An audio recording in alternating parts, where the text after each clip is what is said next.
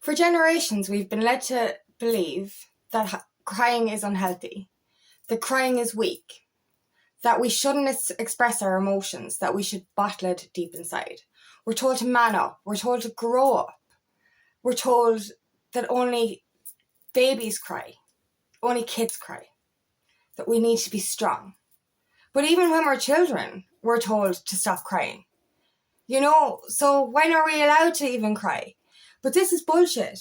Crying is a very, very good way to express your emotions, to express your feelings, but also to release trapped emotions and to release trapped trauma. My name is Angela Cleary. I'm a feminine empowerment coach and I specialise in healing after narcissistic abuse. We have been led to believe for so long that we can't cry. We can't express ourselves. We have to be strong. We have to, man up. We have to be resilient. We can't express our emotions. It's weak to express our emotions. But this is fucking bullshit. I think that it takes more strength to be able to cry than it does to not cry. I've had people say to me, oh, I don't cry, I haven't cried since I was a kid, or I haven't cried in years. Like, what do you expect me to say? Oh, well done, you're so brave. No, I don't see that. I feel sorry for people who can't cry, because what I feel is, what are you burying deep within you that needs to be released? It takes more strength to cry than it does to hold things in. It takes strength to be vulnerable. And that's the thing with crying. Like, we use crying for, we've been told not to cry. We've been told, like, every time I see someone cry now, whether it be on television or in life, it's like, I'm so sorry. What are you fucking sorry for? You're allowed to cry. You're allowed to express yourself. You know what I mean? We apologize for crying, for being emotional. We're oversensitive, are we? This is what we're called, especially for women. It's like, oh, don't be so sensitive. You're being too emotional. No. I cry all the time. I cry when I'm angry. I cry when I'm sad. I cry when I'm happy. I'll watch an ad break and I'll cry. I'll watch movies and I don't cry at the end of movies. I'll cry the whole way through the fucking movie. You know what I mean? And it could be because it's a good thing or, happy or sad. Crying is a way to express yourself, not just to release trauma. It's a way of expressing your truth, and it's authentic. You know what I mean? Being strong enough to be able to be vulnerable in front of other people that's a strength. That's a superpower. You know what I mean? And not to apologize for it. You know what I mean? We're allowed to cry, and I've said this to people before, I could start crying when we're having a conversation and they're like ready to come in and comfort me. I'm like, no, it's fine. This is okay. Crying is good. I'm just releasing. You know what I mean? And that's what it is. It's purging. And this is what we need to do. If you're not crying, you're trapping emotion. You're trapping pain within you. And that's the thing. I've spoken about this before. If you're sick, your body needs to sweat out those toxins. If you've got the flu or anything, you need to sweat that toxicity out your body. If you've got other flus and you need to, purge in other ways, this is how you release, illness from your body, by purging it out. But we have such trapped emotion and trapped trauma from our childhood. From being told as a child, don't fucking cry. Stop, cop onto yourself, grow up, you know what I mean? That it's not, that's the thing. From a very young age, from when we're sponges, when we cry, we're told not to cry. And this is very confusing when we grow up, because then we're like, okay, we can't cry, we can't show emotion. And even people, I've spoken to people and they don't even cry when they're on their own. And I'm like, this is unhealthy. It's unhealthy. You need to be able to purge what's in your body. So any kind of past trauma from relationships or from your childhood needs to get out of your body somehow. And if you're not facing that stuff head on, you need to be able to release it somehow. And I've had avalanches, or not avalanches, tsunamis, waterfalls of emotions when I go through my healing journey.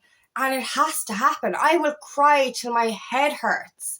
You know what I mean? I will cry till I'm dehydrated. And that's on the purging days.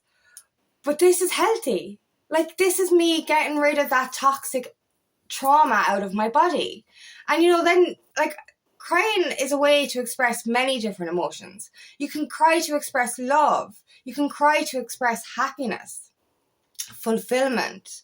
You can cry to express excitement. You can cry to express sadness. You know what I mean? Like, crying is actually beautiful. And to watch people, like, I know it sounds weird, I don't like to see people crying, but to watch somebody be able to express themselves and not be afraid to be emotional, that is beautiful. We keep being told, oh, it's weak to cry, men don't cry, men aren't allowed to cry. But have you ever watched Tony Robbins? Have you ever seen a live event with Tony Robbins where he hasn't shed a tear? Or his wife, Sage Robbins, who hasn't expressed her emotions live on camera? Like, what, you're going to say this big guy is weak because he's crying? No, he's strong because he's shedding emotion. His wife, Sage Robbins, is strong because she's able to express emotions. I watched her She's Unstoppable Summit the other day, and the tears that went on, for me, I cried almost the whole way through it, but she was able to express herself willingly. So was the host, Maria. So was the other women that came on, unafraid to share emotion. And it's just like, this is beautiful. Like, some people might look at that and say, oh, they're all so sensitive, they're all so emotional. I see strength. I see powerfulness when I see somebody expressing emotion through tears. Because a lot of people are even afraid to cry when they're on their own. But to be able to express yourself in front of people, in front of, like, I don't know how many went to that summit the other day, how many people watched Tony Robbins. But to be able to express yourself so vulnerably, so authentically, in front of so many people, that's not weak. That takes strength. That really takes power to be able to express themselves in that way. And we've been told that crying is weak. Crying is not weak. Crying is strength. Crying is powerful. It's a powerful way to express. A powerful way to express yourself and your emotions. And it's beautiful. You know what I mean? Like, I could shed a tear for something beautiful out in nature. That doesn't mean I'm sad. It means I'm in awe, or I'm mesmerized. You know what I mean? Crying doesn't have to always be negative or sad or about shedding trauma. It's about expressing beauty. It's about feeling. And that's what it is. It's about feeling and expressing what's inside you. Like, so don't think that for 1 minute that you're strong because I never cry, I haven't cried since I was a kid, I have no emotion. This is to come with male or female. And that's what people think. And I think it's unhealthy to not cry. So if you're one of those people who hasn't cried since you were a child, that's not healthy. What is inside you that you have been bottling up? What is inside you that needs to be released? Because it needs to be released. And that's what it is. It's like a pressure cooker or a volcano ready to erupt. If you've gone for decades without crying, that's tension. That's not healthy. That is about to boil over and that is about to explode. And guaranteed, those emotions come out in other ways, like unhealthy ways, through anger or through substance abuse. Because, I remember years ago when I stopped I stopped expressing myself. I was a teenager and it got to a point where I stopped actually speaking about my emotions to my friends. I stopped talking because I felt like I was a burden. But once a month, this was guaranteed as in my late teens, once a month I would get excessively drunk and I would go fucking crazy. I would get angry, I would get emotional, I would get I'd kick down doors, everything. I would explode. This was because I stopped speaking about my what was going on and I stopped expressing my emotions. Definitely at least once a month, with excessive alcohol, I would erupt. And this is what happens. If we don't release what's inside us, this builds tension and it will end up coming out in unhealthy ways, especially through anger or through frustration or tension triggers, maybe taking stuff out on people closest to you, stuff like that. You know, and this is the thing. You know, you might think I'm so strong because I don't cry, but are you angry? Are you releasing these tears through unhealthy emotions? Like, because crying is a healthy mechanism. So ask yourself that, like, and sit with yourself. It's more than okay to cry, and even if you don't want to be able to cry in front of people, cry on your own. Release on your own. Express yourself when you're alone, because I'm telling you, like, it's so powerful. You know, I just mentioned that I get headaches sometimes when I cry so much, or I get dehydrated. This is because I'm going through a purge.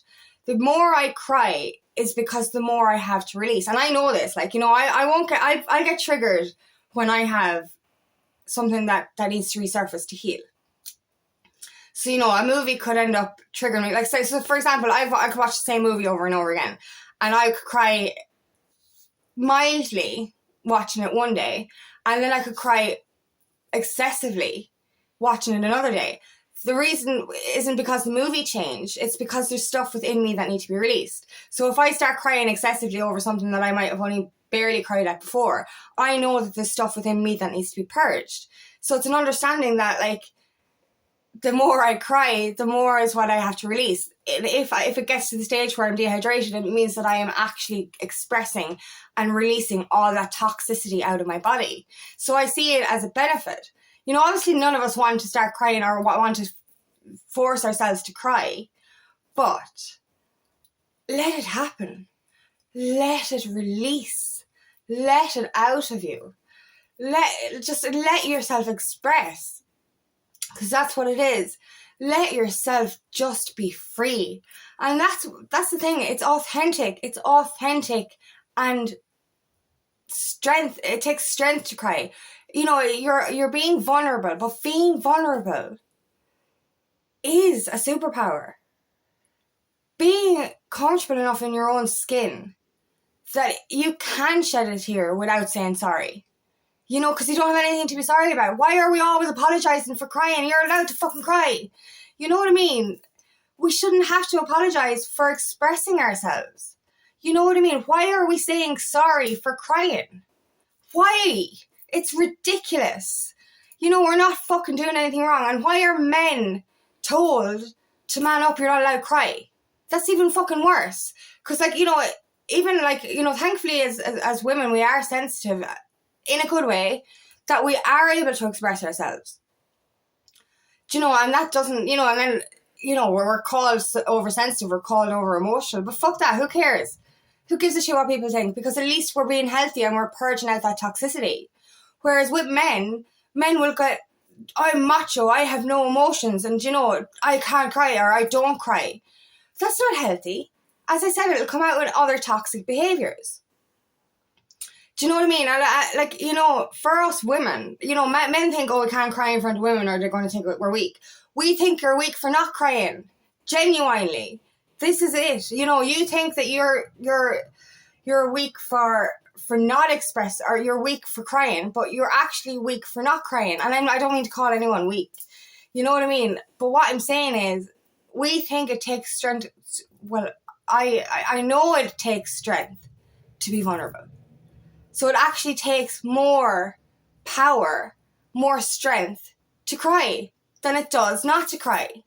Because it's cowardly to hide behind a mask. It's cowardly not to express yourself. And I don't mean that in a bad way. I'm not trying to dig at anyone here, because it's obviously because of learned beliefs and because of generations of fucking lies that this is happening. But I personally love to see somebody cry. And that sounds so weird. What I mean is, I love to see somebody be able to release. I love to see somebody be able to be vulnerable, because that's truth. That's authenticity. And when you cry, when you release, you unburden yourself. And that's what's beautiful about crying, is you unburden yourself. You're not restricted. You're not in a cage. You're being yourself and you're expressing yourself as you are. This takes strength. this takes power. It is not unhealthy to cry. It's probably one of the most healthiest things you can do.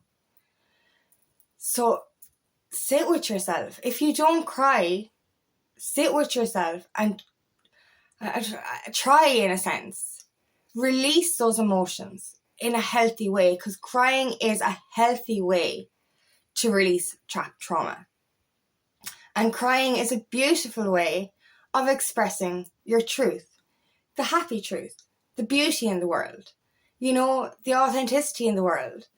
Crying at the birth of a child, at the beginning of a new venture, crying at that sunrise or that sunset, because it's beautiful, because it's magical, because it's transformational. Crying has many different benefits, and it's not just to release that sadness or that toxicity or that trauma that's within you. It's also to express love. It's to express what you're feeling. It's to express your truth. So don't be afraid to cry. Don't be afraid to express yourself. Don't be afraid to release your truth, because crying is healthy. Crying is beneficial. So thank you so much for listening today, and I really hope this resonates. If it does, please like and share, and please subscribe to my channel so I can reach as many people as possible. And if you'd like help on your journey, please book me for a discovery call today, and I would love nothing more than to help you on your path.